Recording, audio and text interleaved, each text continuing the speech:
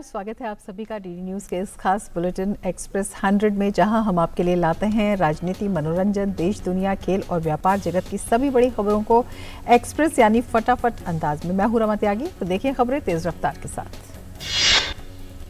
प्रधानमंत्री की अध्यक्षता में आज केंद्रीय मंत्रिमंडल की बैठक हुई, जिसमें कई अहम फैसले लिए गए। बैठक के बाद संवाददाताओं को जानकारी देते हुए केंद्रीय मंत्री अनुराग ठाकुर ने कहा कि दुनिया भर में रसोई गैस की कीमतें बढ़ रही हैं। सार्वजनिक क्षेत्र के उपक्रमों की ऑयल मार्केटिंग कंपनियों को 22,000 करोड़ रुपए का वन टाइम ग्रांट दिया गया है, ताकि आम लोगों पर बढ़ती कीमतों का बोझ न पड़े।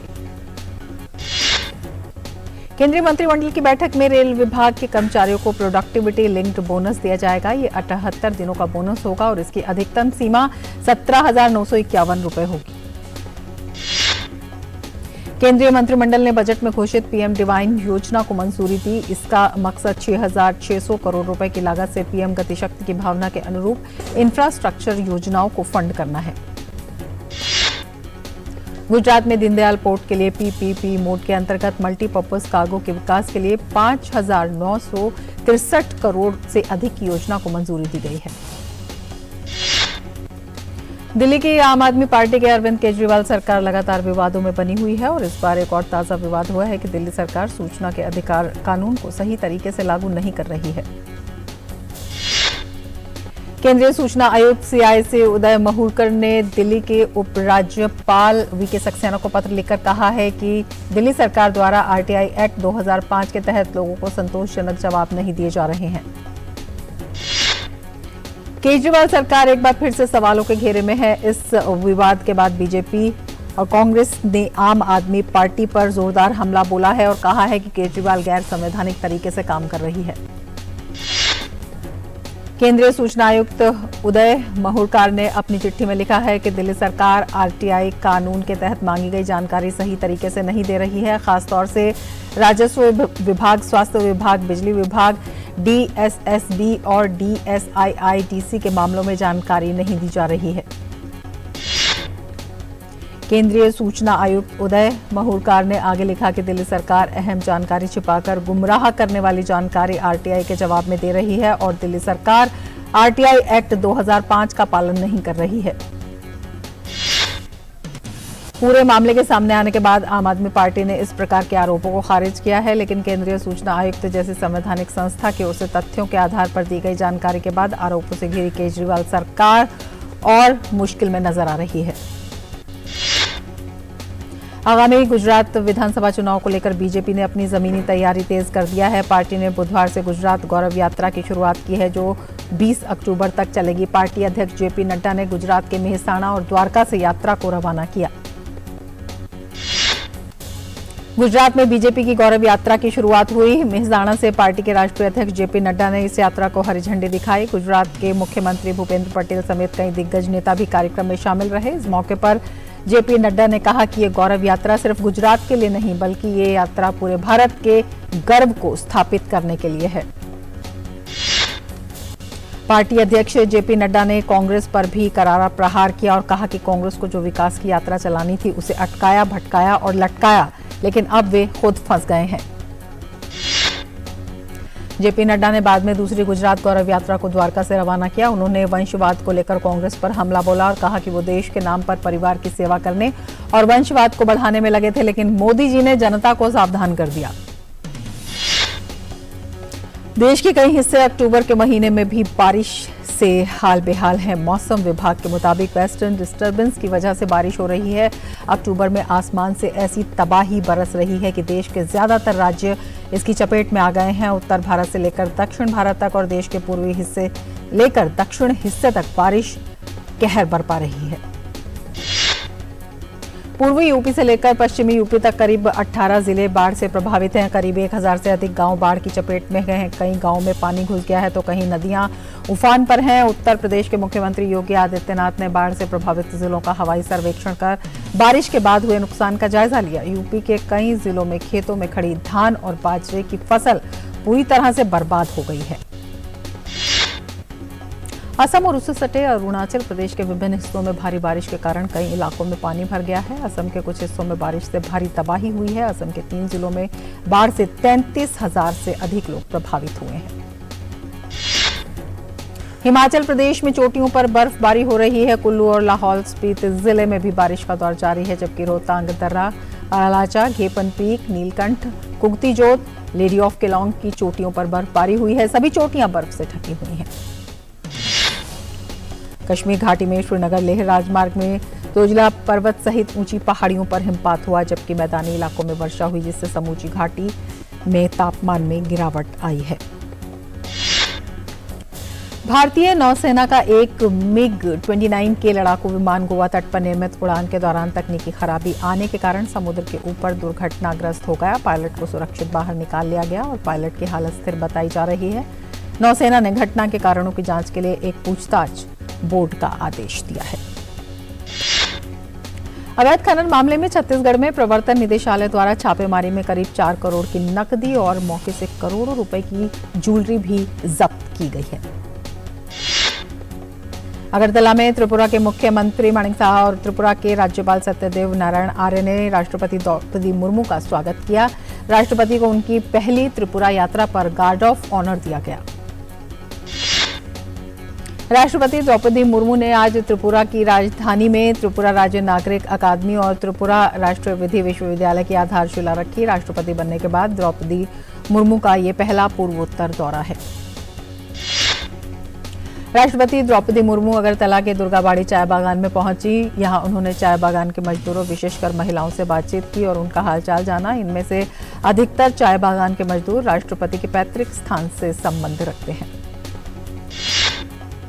प्रधानमंत्री नरेंद्र मोदी को दिए गए उपहारों की ई-नीलामी का आखिरी दिन है। पीएम मोदी को भेंट किए गए 1200 से अधिक प्रतिष्ठित और स्मरणीय स्मृति चिन्हों की ई-नीलामी 17 सितंबर से शुरू हुई थी। नीलामी में रखे गए स्मृति चिन्हों में शानदार पेंटिंग्स, मूर्तिकला, हस्तशिल्प और लोक कलाकृतियों को शामिल किया गया। आज राष्ट्रीय मानव अधिकार आयोग का 29वां स्थापना दिवस है। मानव अधिकारों को लेकर लोगों को जागरूक करने के लिए आज देश भर में कई कार्यक्रम आयोजित किए जा रहे हैं। दिल्ली में NHRC के स्थापना दिवस कार्यक्रम में उपराष्ट्रपति जगदीप धनखड़ मुख्य अतिथि के तौर पर शामिल हुए। नई दिल्ली स्थित army hospital research and referral ने एक बड़ी उपलब्धि हासिल की है। 15 वर्षीय लड़के एक जटिल गैर सर्जिकल कार्डियक वॉल्व प्रतिस्थापित करके अपनी प्रतिष्ठा में एक और नया कीर्तिमान गढ़ दिया है। कर्नल हरमीत सिंह अरोड़ा के नेतृत्व में ऑपरेटिंग टीम ने यह उपलब्धि हासिल की है। हरियाणा के गृह और स्वास्थ्य मंत्री अनिल विज ने कहा है कि सोनीपत फार्मास्यूटिकल कंपनी की जो 3 दवाइयां WHO द्वारा बताई गई, उनके सैंपल सेंट्रल ड्रग लैब भेजे गए हैं। उनकी अभी रिपोर्ट नहीं आई है, उसके बाद कार्रवाई होगी। उन्होंने कहा कि केंद्र और हरियाणा राज्य के दवा विभागों के संयुक्त निरीक्षण के बाद इनमें लगभग 12 खामियां पाई गई हैं। प्रिंसेस ऑफ वर्शिप एक्ट के खिलाफ दायर याचिकाओं पर जवाब देने के लिए केंद्र सरकार ने 2 हफ्ते का और वक्त दिए जाने की मांग की। एससी ने 31 अक्टूबर तक सरकार को जवाब दाखिल करने को कहा है। एससी में अगली सुनवाई 14 नवंबर को होगी। पंजाब और हरियाणा हाईकोर्ट से कवि कुमार विश्वास और भारतीय जनता पार्टी के नेता तजिंदर पाल सिंह बग्गा को बड़ी राहत मिली है। अदालत ने दोनों के खिलाफ दर्ज FIR को रद्द करने के निर्देश दिए हैं। दिल्ली की एक अदालत ने जूनियर पहलवान सागर धनखड़ हत्या मामले में ओलंपियन सुशील कुमार और 17 अन्य के खिलाफ हत्या के प्रयास, दंगा, गैरकानूनी गतिविधि और अन्य धाराओं के तहत आपराधिक साजिश रखने के आरोप तय किए। अंतर्राष्ट्रीय मुद्रा कोष ने वर्ष 2022 के लिए भारत के आर्थिक वृद्धि दर के अनुमान को घटाकर 6.8% कर दिया है। इसके पहले जुलाई में IMF ने भारत की वृद्धि दर 7.4% रहने का अनुमान जताया था।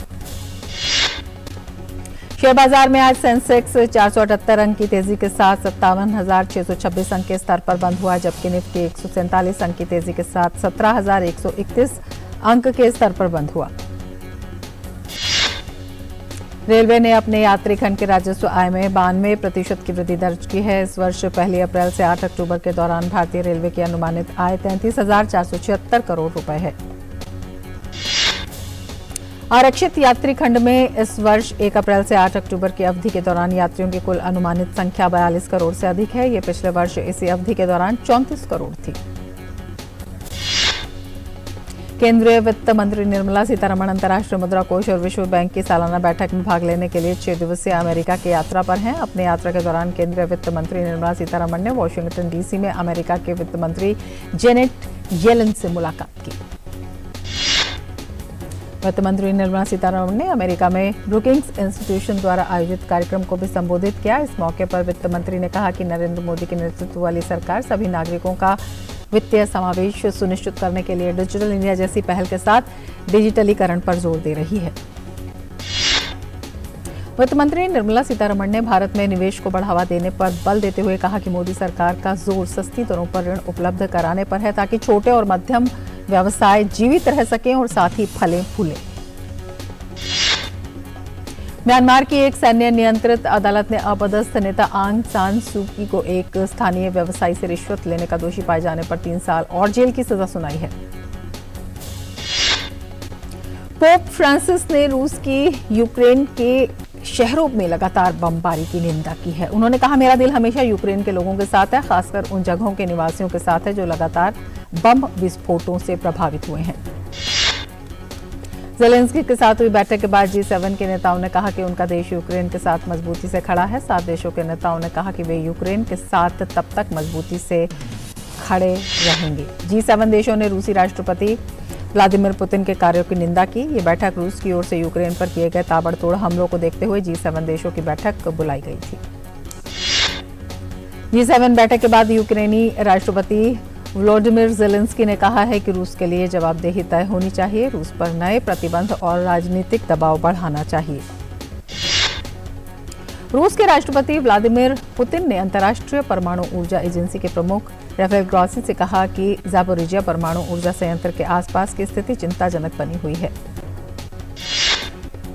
कनाडा ने कहा है कि वो यूक्रेन के लिए सैन्य सहायता बढ़ाने की अपनी प्रतिबद्धताओं को जारी रखेगा। यूक्रेनी बलों को प्रशिक्षित करने के लिए 40 और लड़ाकू इंजीनियरों को भेजेगा।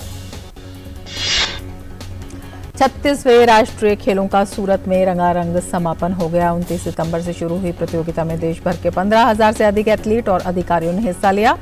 समापन समारोह में उपराष्ट्रपति, लोकसभा अध्यक्ष, गुजरात के राज्यपाल और मुख्यमंत्री सहित अन्य गणमान्य व्यक्ति शामिल हुए। राष्ट्रीय खेलों में सर्विसेज का दबदबा देखने को मिला। सर्विसेज ने सबसे अधिक पदक जीतकर शीर्ष स्थान हासिल किया। महाराष्ट्र दूसरे और हरियाणा तीसरे स्थान पर रहा। अंतिम दिन मुक्केबाजी में टोक्यो ओलंपिक की पदक विजेता लवलीना बोरगोहेन ने स्वर्ण पदक हासिल किया। लवलीना ने फाइनल में हरियाणा की स्वीटी को हराया। मुक्केबाजी में ही असम की अंकुशिता बोरो ने स्वर्ण पदक अपने नाम किया। असम की मुक्केबाज ने फाइनल में मणिपुर की एलेना को आसानी से हराया।